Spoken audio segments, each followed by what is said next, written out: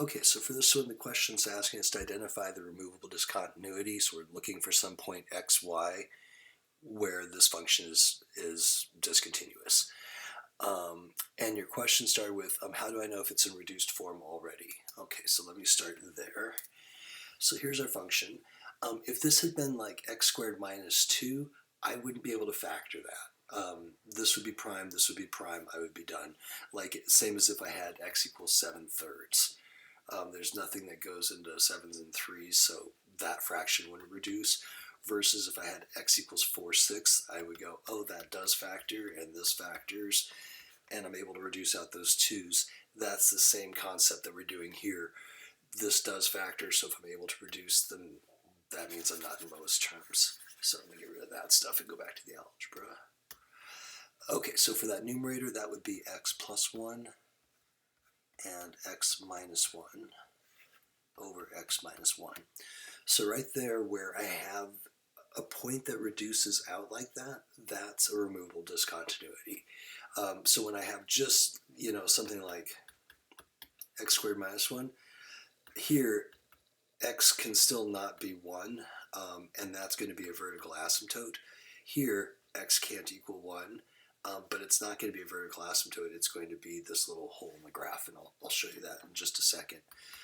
So when I reduce this, the point I'm reducing as the x minus 1's, and then there's my reduced form of the equation. So the point that was causing the discontinuity was this x equals 1. So that's what I'm going to plug in, which I think you mentioned in your post. That's what you plug in.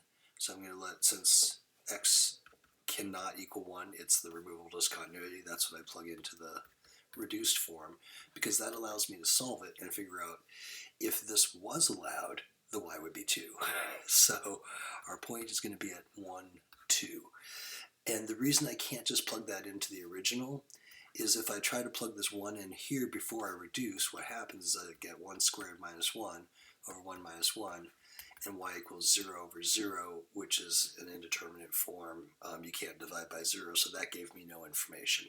So that's why we have to go through that rigmarole of reducing it, and then we can plug the bad value, so to speak, into the reduced form, and then that allows me to figure out where that point would be if it existed. So let me show you what that looks like graphically, just because that's coming up in the course. So right here, this is the reduced form. So remember, our reduced form is y equals x plus 1, and we just get this red line right here that has an intercept of 1 and a slope of 1. So if I get rid of that, oh, and then one more thing, on the red one, if x equals 1, if I plug 1 in there, then the y should be 2, right? Because 1 plus 1 would make 2, and there's that point. It exists on the red line, 1, 2, and again, that's the reduced form. So now if I take that one away, the blue line here, this is the original form, so the not reduced form. And the only thing that should be different is that x equals 1, it shouldn't exist. And if we come up here and slide up into that, when x equals 1, the function is undefined. And I don't know if your screen is big enough to see it, but on the graph there's now an open dot showing that that point is not included. So these two graphs are the exact same thing, except when you reduce, then, oops, come back, red line, there we go. Once you reduce it, that point, you know what I'm trying to do, right there, that point is now defined. So that's the point with the removal discontinuity on the not reduced form. And then just to show how that is different from if I just had an x minus 1 down there, I was saying this would make a vertical asymptote. This kind makes a hole in the graph when it reduces. When it doesn't reduce, what you get is something like that green line. And there you can see the function is going down to infinity and approaching 1 and up to infinity. So that is a not removable discontinuity. In that case, you have this asymptotic behavior, which we'll see as we go forward in the class.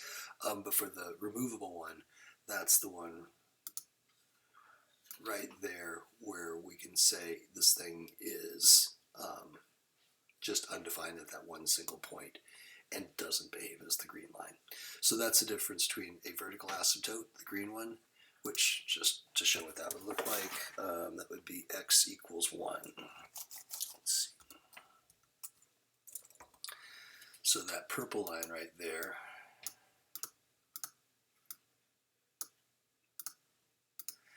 that would be where the vertical asymptote is. So different kind of behavior depending on if it reduces versus if it's just in the denominator. And we'll see that in this section.